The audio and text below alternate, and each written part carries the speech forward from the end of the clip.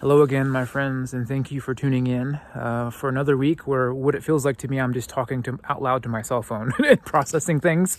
But for you, hopefully it feels more like it's a dialogue and a conversation. But I've mentioned before, and if you've been tuning in for the last few weeks, I'm just doing some reflecting on spiritual self-care.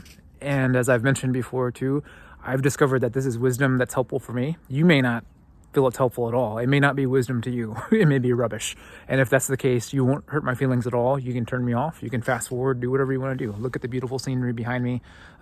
Just glean whatever is helpful for you. But this week I wanted to share something with you that I've actually discovered recently. And it's really come home to me over the course of the last few months. So one of my favorite wisdom teachers once wrote that the person who does not seek to understand will never be understood. And I think that's hit me pretty hard these days. As I look at all of just the tension and the back and forth and the debating and the fighting and the shouting matches where people are just shouting past each other, it seems, when it comes to all things politics and even all things theological. There's a deep tension, a deep divide on over the question of what would Jesus do these days in terms of all of the political issues in front of us. Would Jesus vote Democrat? Would Jesus vote Republican? And people are very passionate on both sides. And what I've discovered is that people aren't really listening to each other. They're not really understanding each other. They think they understand each other, and then they start from that place in terms of their debates and their ideologies and putting other folks down, but they're not really listening. One of the things that you know, if you've listened to any of my sermons especially the last few weeks, you know where I stand on things politically. At the very least, you know what I stand against. I don't think you really know what I stand for, but you know what I stand against, which you can probably surmise some of the things that I stand for, at least after you listen to some of my sermons. But one of the things that you probably don't know is that, around the time of the election, I actually reached out to some conservative people that I trust. And since I'm more of a liberal-leaning person, I just asked them, help me to understand. Help me to understand things from your view. Help me to understand how you see things, especially when it comes to the intersection of spirituality and theology and the church and politics and all of this stuff. Help me to understand. And I realized that over the course of the last few months, and especially over these last few weeks, that a lot of us in the church were using the same words, the same language, but we're filling these words and this language with different meanings.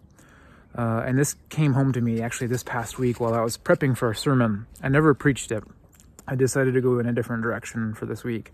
But I was planning on quoting Jesus' very first sermon, which in English is only 8 words. And it's a story from Luke where he gets up and he reads the Isaiah scroll, where Isaiah talks about how I've come to, oh no, I'm blanking. Come to preach good news to the poor. Here we go. Yeah, it's cold outside. My brain is functioning a little bit slower. I've come to preach good news to the poor, liberate the captive, open the eyes of the blind, and set the oppressed free. And I've realized that folks that are more from like the conservative church world, they tend to spiritualize that language and universalize it. So for example, instead of Jesus coming to preach good news to actual poor people, they tend to look at it, not always, but they tend to look at it as like we all are in poverty. We're in spiritual poverty, and we all are captive by sin, and we all are blind, and we all are oppressed by the passions, by the devil, whatever you want to call it. And that's the way conservative Christians tend to interpret these things. My son's waving at me from the window. I'm going to wave back. Please excuse me. He's up there. Anyways, he's confused by what I'm doing, standing out here freezing in the cold, talking to my phone. But conservatives tend to interpret passages that way. Whereas we liberal folks, if you're liberal leaning like me, it doesn't mean that there's not a spiritual meaning to a passage like that, but we tend to land more on the actual literal meaning of the social justicey passages. So like we think that Jesus actually came to preach good news to like real poor people and to set real captive people free, to open the eyes of the way people have been blind, to the way the system oppresses people, and to liberate actual oppressed people.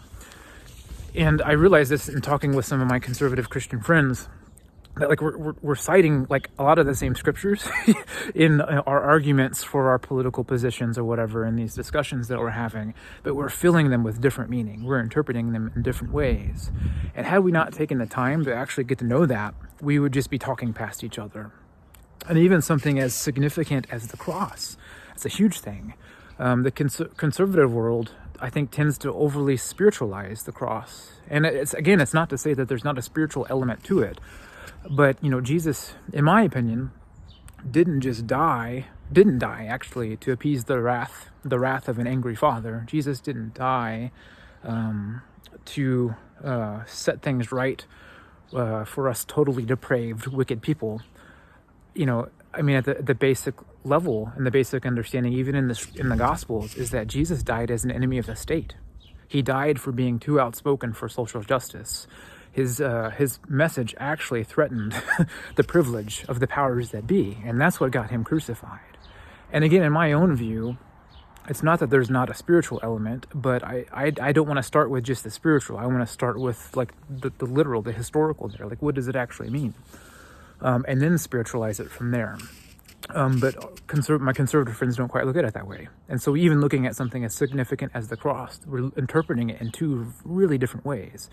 And the ways in which we interpret those things, it's going to impact the way we look at our world. It's going to impact the way we think about politics and all of that stuff. And so I'm not trying to argue anybody for a more liberal view of the scriptures. That's not even what I'm getting at.